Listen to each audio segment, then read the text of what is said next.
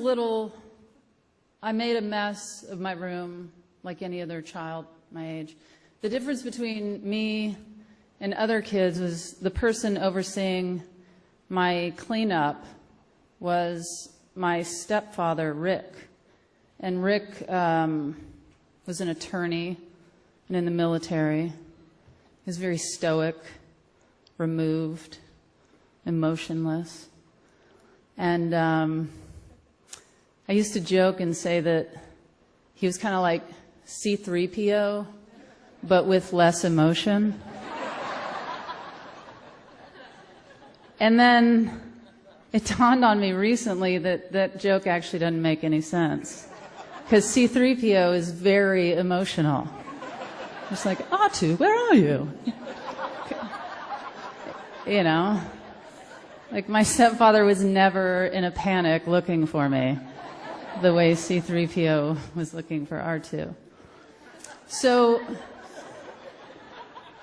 cleaning up my room, I was given an allotted time, and Rick would come in, and whatever was out of place, he would put in a large trash bag, and then he'd lock it in the trunk of the car. Then I had to do chores to earn money to buy my toys back. I know it sounds harsh, because it is.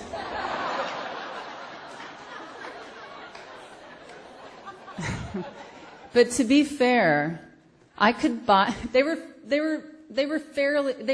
priced fairly. Like, they were. I could buy entire Millennium Falcons, wind up Evel Knievels, and stuffed monkeys for like a nickel each. Totally reasonable. But Rick, he was hardcore. Like, holidays, we weren't even allowed to have friends or family over to the house. He claimed our house was not big enough. So that was not true. Meanwhile, my mother was very emotional and passionate and affectionate. She was wild and funny. She's originally from southern Mississippi and was raised in a very conservative house.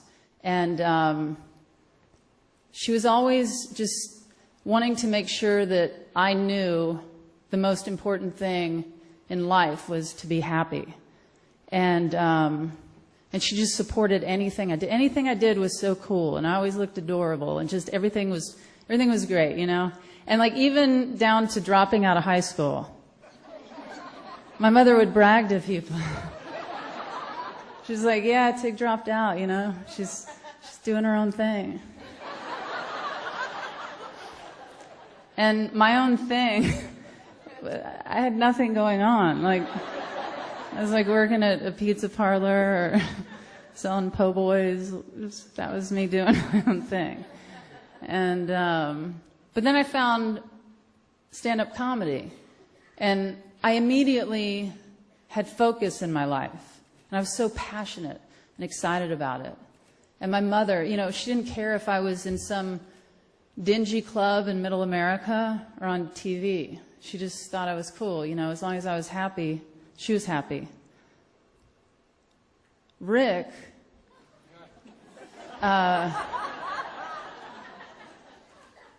Rick told me that my career was a waste of my time and a waste of my intelligence. And he thought that I should be a doctor or a lawyer. He suggested that I quit comedy and go to business school. Like, even just a couple of years ago. When my career was going fine, I was making good money. I said, so you're telling me if I quit comedy and went to business school, something I'm not at all interested in, and ended up working in like a cubicle in an office somewhere with the life sucked out of me, you would support that? And he said, absolutely. I was like, wow, okay. So, although my mother was very supportive of me, we certainly had our differences and problems. And I remember one time, like a decade ago, being on the phone, fighting. And when the argument wasn't going anywhere, when I was mid-sentence, she just abruptly handed the phone to Rick. And he said, "Tig, your mother doesn't want to talk to you." And he just hung up on me. And I kept calling back, no answer. It was so frustrating and stifling. And this March, my phone rang, and the word parents popped up on my caller ID. And I was like, oh, this is probably my mother calling to wish me a happy birthday, because a couple of days before was my birthday and I had missed her call. And when I answered the phone, it was Rick. And Rick has only called me like 2 times in my entire life. One was to tell me I have no idea what that was about. And the second time was this time, and he was calling to tell me that my mother had fallen and hit her head and was not going to make it.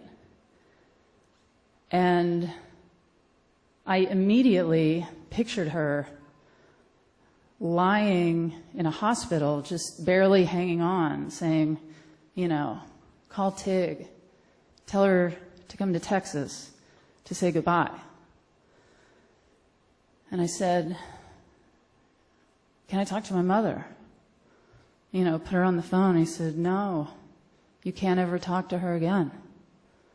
My mother had suffered massive brain hemorrhaging with 0 chance of recovery. And it was really so intense to process that I would never be able to talk to her again. I've reflected a lot recently about that phone call over a decade ago when we were arguing. And I've thought about how I know my mother would give anything in the world to be able to come back to talk to me. And I always think that if somebody could be like, okay, you can come back, but you have to come back to that phone call where you're fighting with Tig, there would be 0 fighting. It would be only I love yous and I'm sorries from both of us.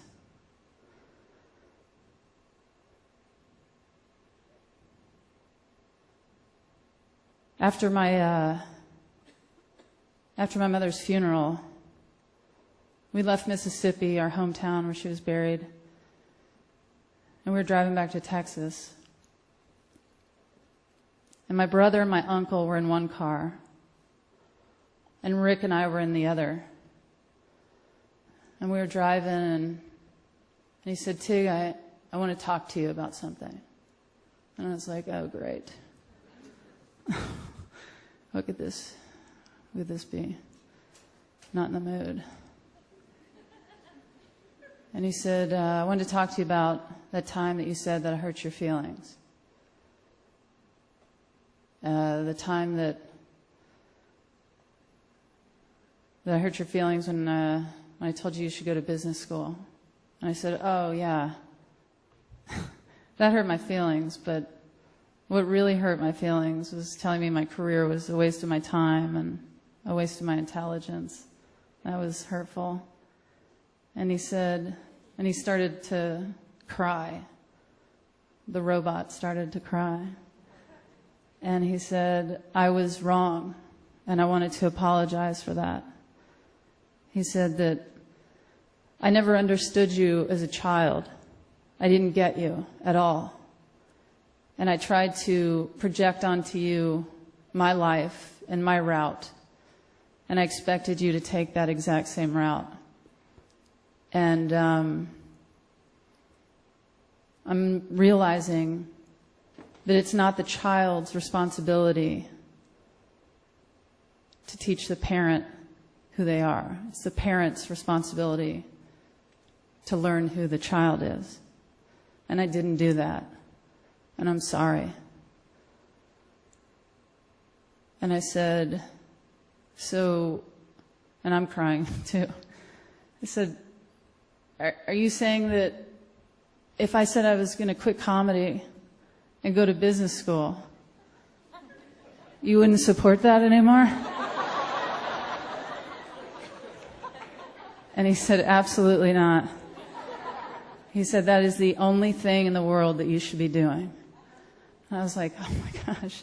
I didn't even realize that I needed that so desperately, to hear that. And the only thing that really bums me out is that my mother wasn't there to hear that, to hear him tell me that. This Thanksgiving, I went to Texas, and we actually spent it with Rick's side of the family. And I needed to get away and just be by myself, and I decided to drive to my mother and Rick's house. And when I pulled up into the driveway, I just had a full-on breakdown, just sobbing in the driveway. Because I was like, oh my gosh, my mother is not in that house. And of course I knew that, but it just really hit me in the driveway. And then I walked inside, and the house still smelled like her. And everything was just so quiet. I was just looking around, and still photos that were framed just seemed so still. Just moments in time caught and just gone forever. And all the photos were still just placed where my mother had placed them over the years. And I started opening drawers because I wanted to just see something of my mother. She would write little notes to herself, like, dentist, 2 p.m. tomorrow. And she was an artist. And she would sketch me perfectly on a napkin when I was just sitting around. And so I was just looking for those kinds of things in the drawers, and there wasn't anything in there. And I went to open a closet, and there's nothing there. And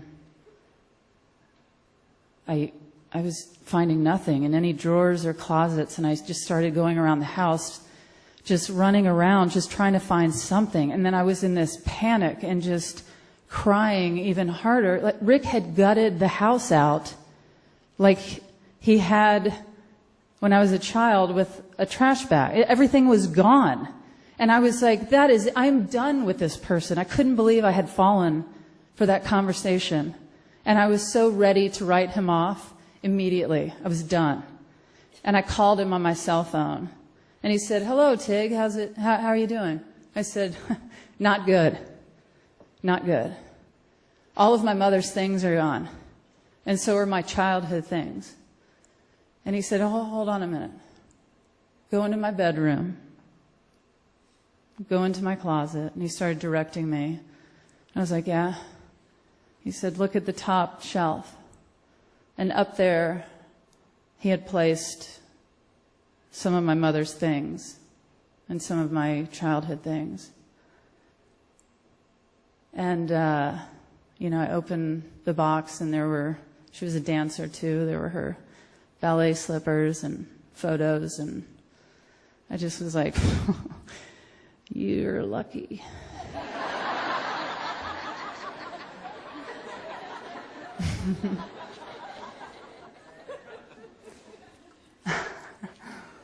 And although,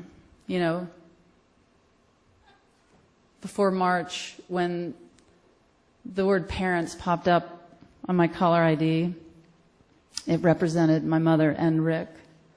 Now when the word parents pops up on my caller ID, it's only Rick.